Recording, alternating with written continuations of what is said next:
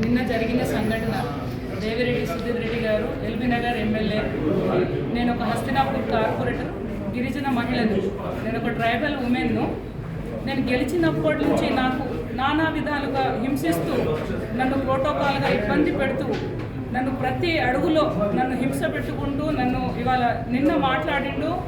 Honeymoon అనే పదానికి నాకైతే అర్థం తెలియదు. మరి ఒక భార్యాభర్తలు చేసిన వాడికి వేరే వాళ్ళతోనే అంటగట్టి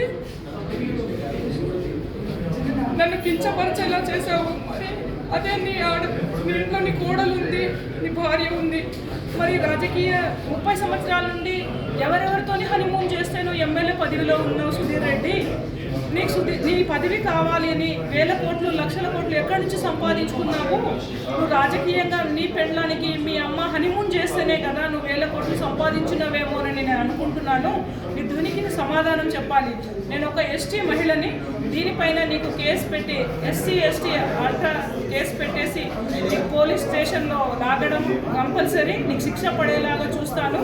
ఇప్పుడు మా కమిషన్ మేడం శారదాక కూడా మేము లెటర్ ఇవ్వడం జరిగింది. మీపైన కఠిన చర్యలు తీసుకుంటామని ఆమె హామీ ఇచ్చారు. ఒకవేళ దీనిపైన ఎలాంటి తీసుకోకపోతే నీ ఇల్లు ముట్టడించడం ఖాయము, నీకు చెప్పు దెబ్బ కొట్టడం ఖాయం.